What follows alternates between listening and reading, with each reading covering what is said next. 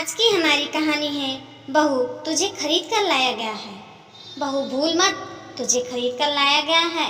इस घर की बहू बनने के लिए अच्छी खासी कीमत दी है हमने तेरे मायके वालों। अब जो हम कहेंगे वही तुझे करना पड़ेगा। और खबरदार जो अपनी जुबान चलाई तो अपनी सास जानकी जी के विचार सुनकर बहू माधवी के कान सुन्न हो गया। भला उसे कब खरीद कर लाया गया है और ऐसा कौन सी कीमत दे दी उसके मायके वालों को इन्होंने, जो वो इतना गर्व से के साथ गिन रही हैं। उसने पलटकर अपने पति मनीष की तरफ देखा, पर मनीष तो अपनी नज़रें मोबाइल पे गड़ाए चुपचाप बैठे हुआ था। पर जानकी जी का बोलना बस्तूर जारी था। अरे उसकी तरफ क्या देख रही है, इधर मेरी तरफ देख, मुझसे बात कर। माधवी ने जानकी जी की तरफ देख तो जानकी जी बोली, अरे तेरे पिता की तो हैसियत भी नहीं थी तेरी शादी करने की।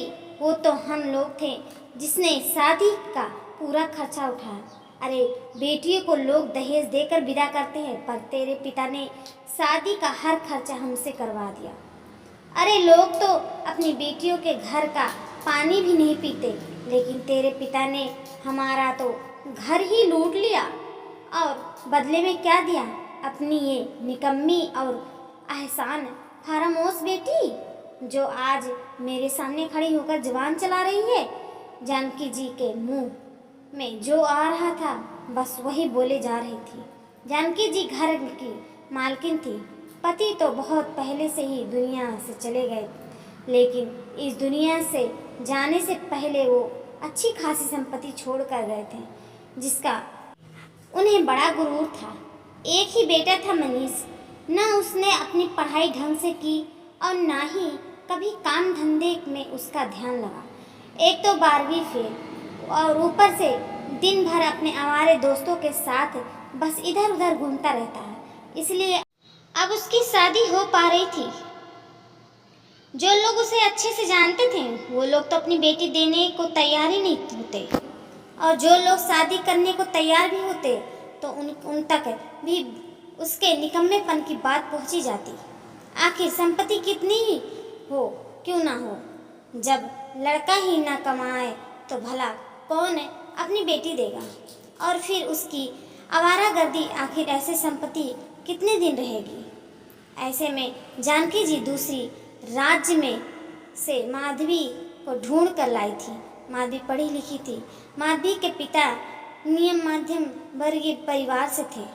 जब मनीष के लिए जानकी जी रिश्ता लेकर गई थी तो उन्होंने साफ कह दिया था कि उनकी हैसियत नहीं है, इसलिए वो शादी सामूहिक सम्मेलन करवाएंगे।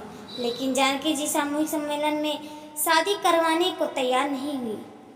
एक तो सामूहिक सम्मेलन उनके स्तर का नहीं था, और दूसरा उसमें समाज के गणमान्य लोग मौजूद होंगे। कहीं उनकी पोल खुल गई तो शादी वहीं टूट जाती। आखिरकार उन्होंने माधवी के पिता को समझाया, देखिए समधी जी, आप फिक्र मत कीजिए, शादी का सारा खर्च हम उठाएंगे। मेरा एक ही बेटा है और उसके लिए मुझे आपकी बेटी पसंद आ चुकी है। आपको जो देना है अपनी बेटी को दीजिए, पर मेरे भी अपने बेटे की शादी को लेकर अरमान है, वो मुझे पूरे करने दीजिए। आखिर समाज में जब से लड़कियों का अनुपात कम हुआ है तब से यह नई प्रथा चली पड़ी है, जहां लड़के वालों लड़की पसंद आ जाने पर शादी का पूरा खर्चा उठाते हैं, क्योंकि अच्छी लड़की मिलना मुश्किल हो रहा है। यही सोचकर माधवी के पिता ने हाँ कर दी। माधवी के पिता के हाँ करते ही जानकी जी काफ़ी धूमधाम से अपने बेटे की शादी करवा माधवी को घर ले बहू बनाकर ले गई। माधवी के पिता ने जितने बन पड़ा उन्होंने अपनी बेटी को दिया, लेकिन आज जानकी जी शादी के पूरा खर्चा उठाने का मतलब बहू खरीदना समझ रही है।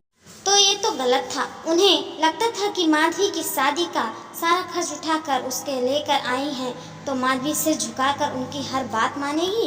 खैर माधवी उनकी बात सिर झुकाकर मानती थी, लेकिन आज एक जरा सी बात पर जानकी जी ने ये सब सुना दिया। जानकी जी सुबह पूजा पाठ करती थी, जिसकी तैयारी माधवी करती थी।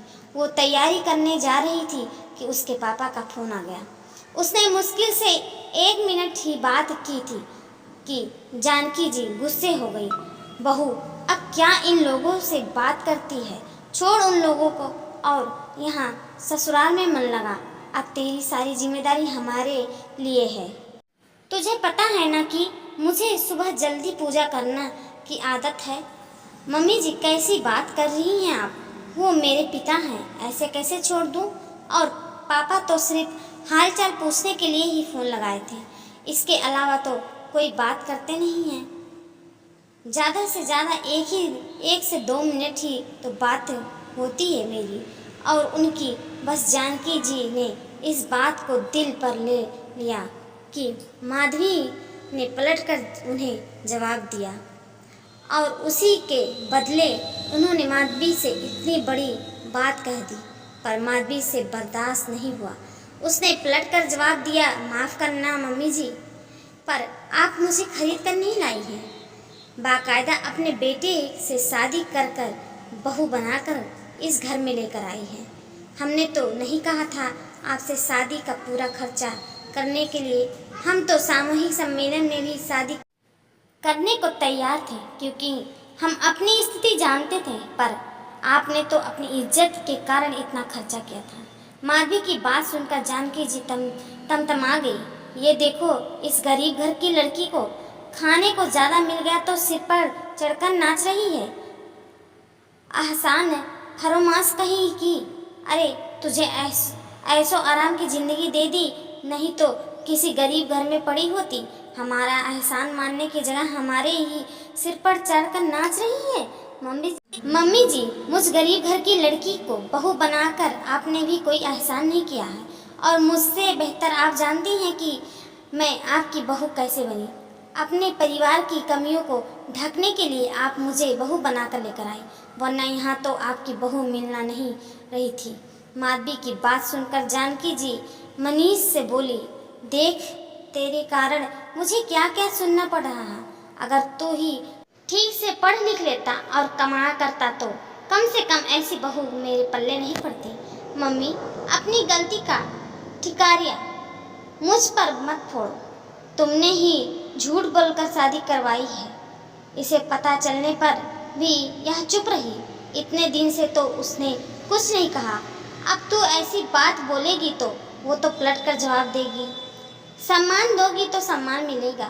मनीष को माधवी के लिए बोलते देखकर जानकी जी चुप हो गई। आखिर बोलती भी क्या, अब तो बेटा भी बहू के पक्ष में बोल रहा था, और फिर गलती भी नहीं थी। आखिर सम्मान दोगे ही तो सम्मान मिलेगा।